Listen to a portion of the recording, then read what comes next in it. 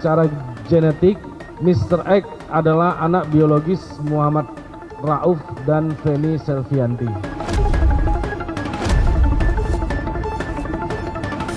Apakah SOP itu sudah berjalan juga? Jangan sampai ada tudingan juga bahwa ini malpraktik, Dok. Apakah betul disebutkan sempat ada permintaan izin untuk memberikan obat dosis tinggi kepada bayi tersebut?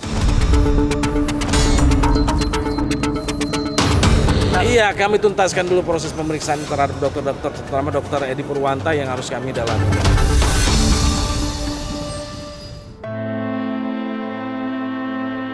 Saya sampai saat ini belum puas dengan hasilnya, Pak.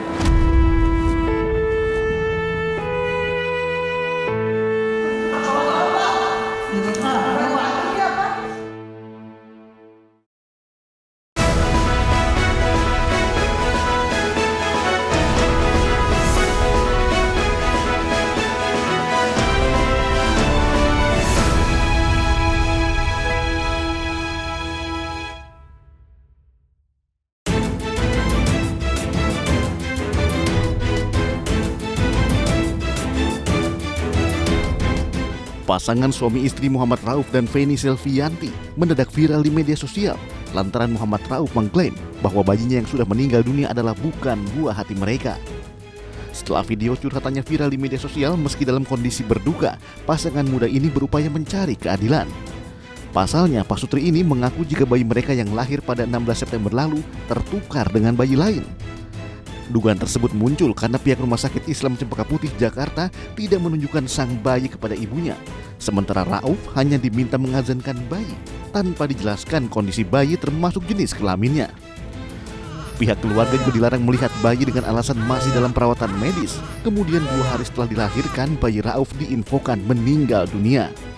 Rauf yakin jika bayi yang dilahirkan istrinya tidak bertahi lalat di wajah. Namun bayinya yang diinfokan meninggal memiliki tahi lalat.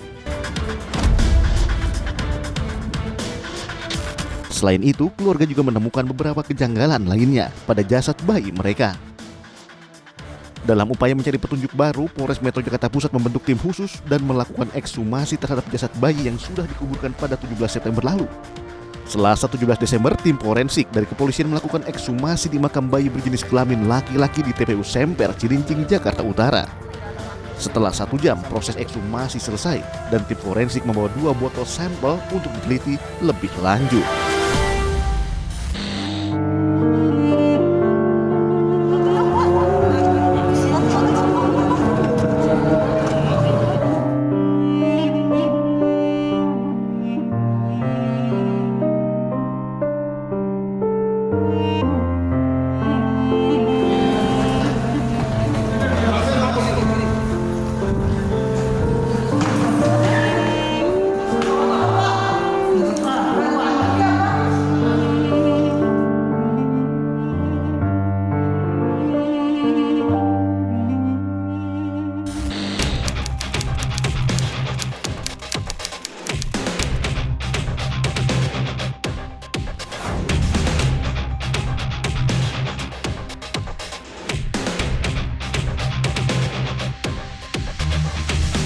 Sobat, saya Abraham Silaban. Saya menunjukkan komitmen lagi dan lagi untuk memastikan bahwa saya melakukan tugas-tugas yang sudah dimulai dan harus diakhiri. Kita mengawal satu kasus dugaan bayi tertukar, yang mana hasilnya akan segera diumumkan di Polres Jakarta Pusat. Dan hari ini saya pun demikian. Kesungguhan tentu itu menjadi hal yang kami kedepankan untuk kemudian kasus ini bisa diselesaikan. Saya Abraham Silaban, saya hadir di sini di tengah tentu saja momen Natal, perayaan Natal bagi umat Kristiani yang merayakan, termasuk saya pun. Saya memastikan bahwa kerja-kerja saya seperti ini tidak boleh ditinggalkan. Sebagai bentuk saya untuk mewujudkan komitmen itu dan bantu informasi sekomprehensif mungkin. Saya Abraham Silaban bersama dengan Mas Rauf dan juga Mbak Feni yang akan menuju ke kantor Polres ya, Mas ya? Iya, Pak. Sudah siap pengumuman hari ini? Sudah, Pak, saya siap. Hasil tes DNA-nya? Iya, siap. Oke, sudah dapat informasi apa undangannya? Informasi bahwa dari pihak KPAI sama Dari polisi sih udah nelpon dari malam, Pak. Katanya tim kuasa hukum dari rumah sakit udah nelpon ke lawyer saya. Seperti itu, Pak. Dan sudah dapat surat tunangannya juga? Sudah dapat, Pak. Oke. Gimana kesiapannya, Mas? Ya siap, gak siap, harus siap gitu, Pak. Harus siap ya? Oke. Tetap semangat ya, Semangat. Mas Rauf ya? Ya, Pak. Oke. Mbak Feni gimana keadaannya? Tegang sih Pak, sedikit tegang. Tegang ya?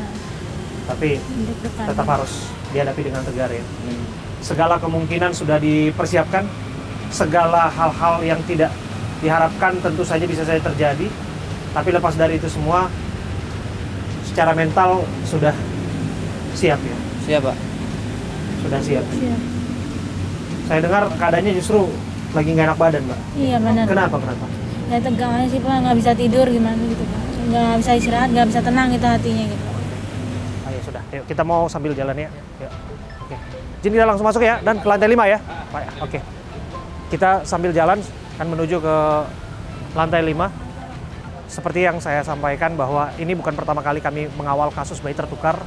Saya Abraham Silaban bersama dengan tim juga pernah mengawal kasus dari awal hingga tuntas, kasus dugaan bayi tertukar dan betul-betul tertukar di Kabupaten Bogor waktu itu, di salah satu rumah sakit swasta di Kabupaten Bogor. Dan kita sempat eskalasi kasus itu dan sampai pada akhirnya ada tes DNA silang yang memastikan bahwa memang bayi tertukar setahun setelah dirawat oleh ibu yang berbeda. Dan kita akan lihat nih, bersama-sama kita akan masuk ke lantai 5 bersama dengan pihak dari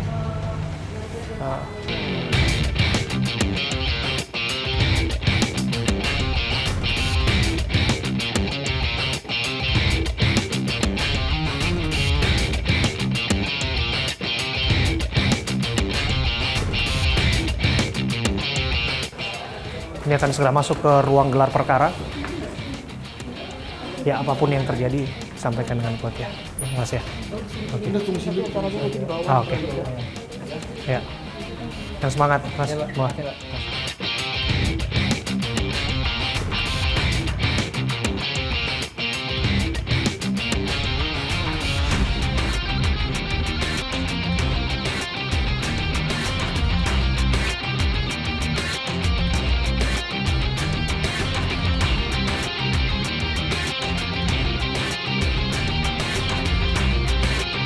Sobat saya Abraham Silaban, saya mengawal bagaimana jalannya kasus kematian seorang bayi yang mana secara mengejutkan dia dilahirkan di Rumah Sakit Cempaka Putih dalam kemudian hitungan hari yang sama meninggal dunia di ruang NICU.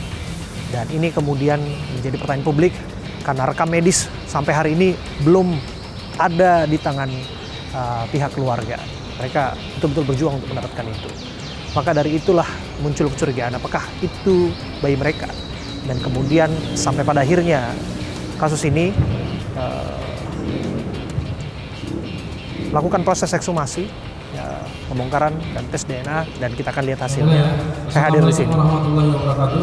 Kita akan lihat konferensi pers yang dihadiri oleh pihak pengadu, dalam hal ini Mas Rauf dan istrinya Bu Feni, dan juga ada Direktur Rumah Sakit Cempaka Putih dan juga dari Polres Jakarta Pusat akan segera mengumumkan. Kita akan lihat hasilnya. Direktur Rumah Sakit Islami Cempaka Putih. Assalamualaikum warahmatullahi wabarakatuh. Selamat pagi, menjelang siang, dan salam sejahtera buat kita semua. Saya mewakili Bapak Kapolres Metro Jakarta Pusat, Kombes Pol Susatyo Purnomo Condro, untuk menyampaikan update perkembangan penanganan perkara dugaan bayi tertukar yang terjadi di Rumah Sakit Islami Cempaka Putih. Dari serangkaian penyelidikan dan penyidikan dan juga prosesnya ini sudah kami terapkan sistem scientific crime investigation terhadap bayi Mr. X. Ini telah dilakukan pemeriksaan DNA, dan dari hasil pemeriksaan DNA yang dilakukan oleh bidang laboratorium DNA Pusdokes Polri dengan kesimpulan berdasarkan hasil analisis seluruh profil DNA dari sampel barang bukti tabel 1, maka telah dapat dibuktikan secara ilmiah bahwa secara genetik Mr. X adalah anak biologis Muhammad Rauf dan Feni Selvianti.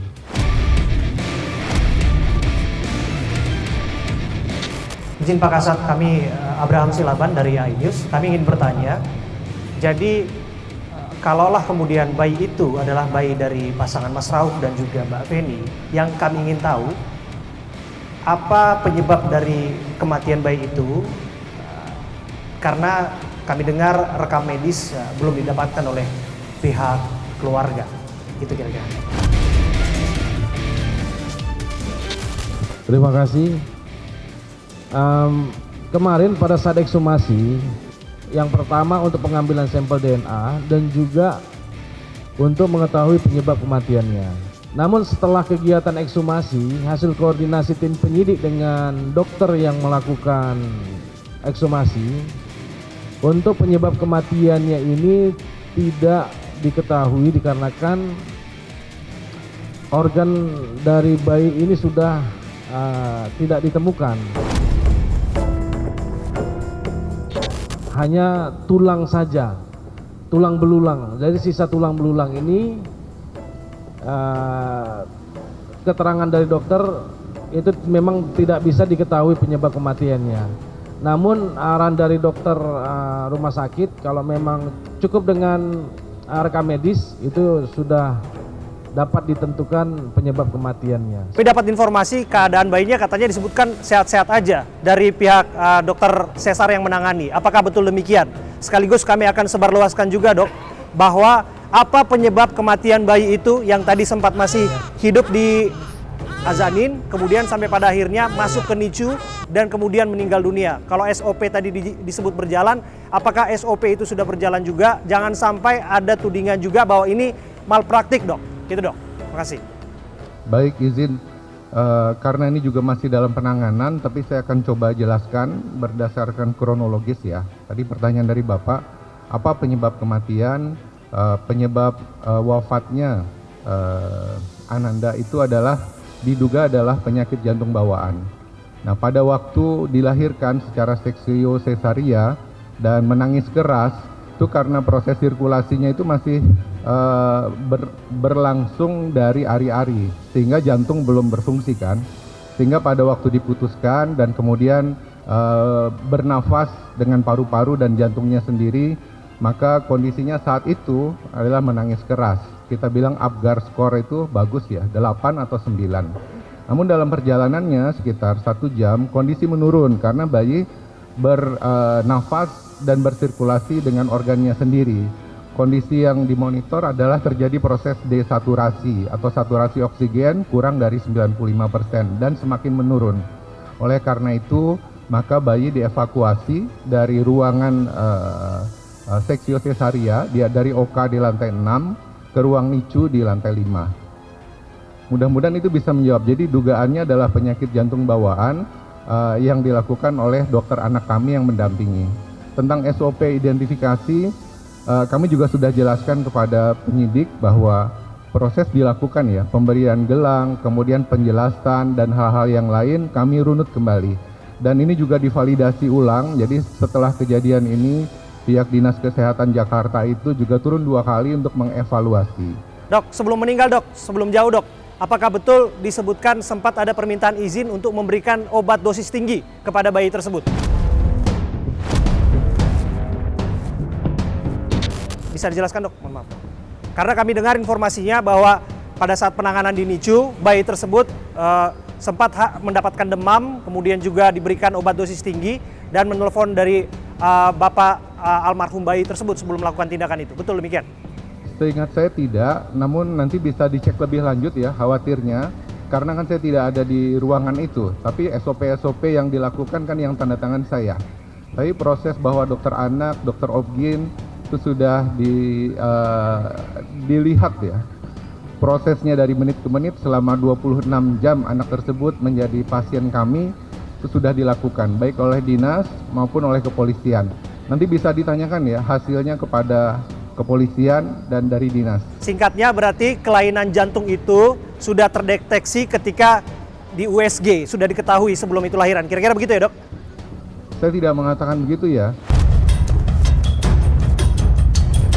Jadi waktu dikatakan dideteksi ada penyakit jantung bawaan, itu setelah bayi itu dievakuasi dari rahim, kemudian dilakukan pembersihan, pemotongan tali pusat, dan kemudian lendir-lendir dibersihkan. Nah, pada saat itu kondisi saturasinya menurun atau istilahnya desaturasi, bukan dengan USG ya, dan oleh dokter anak kami yang memutuskan dan kemudian menginformasikan pada keluarga bahwa penanganan lebih intensif perlu dilakukan dan bayi dievakuasi ke ruangan NICU. Ini kan sebelum tindakan seksio dan lain sebagainya kan kondisi bayi harusnya sudah diperiksa. Sampai pada akhirnya kemudian dokter mengatakan setelah bayi itu dikeluarkan dari rahim, barulah ketahuan bahwa ada semacam kelainan jantung dan barulah dilakukan tindakan. Kira-kira kesimpulannya begitu kan, Dok?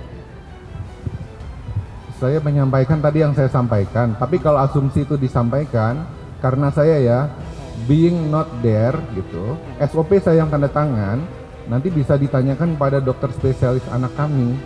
Tapi itu juga sudah dimintakan BAP. Tapi kalau Ya kami tidak harus bertanya lagi, kan dokter kan sebagai direktur rumah sakit kan seharusnya sudah tahu apa hasil dari investigasi internal dari rumah sakit.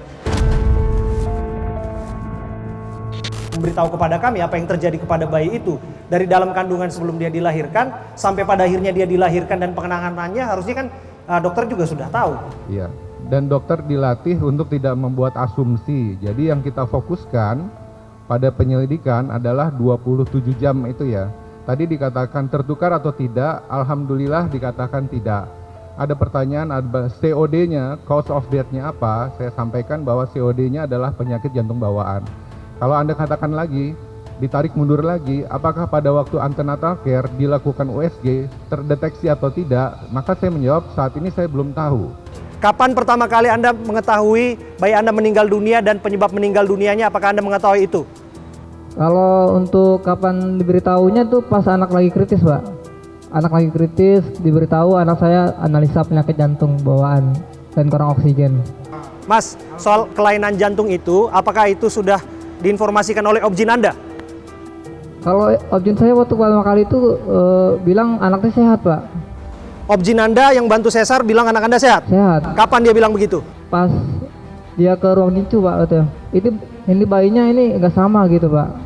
Nggak, kondisi bayinya sehat atau tidak yang dilahirkan oleh dokter sesar Anda? Sehat, Pak. Itu yang disampaikan dokter kepada Anda? Iya. Anda yakin itu? Yakin, Pak.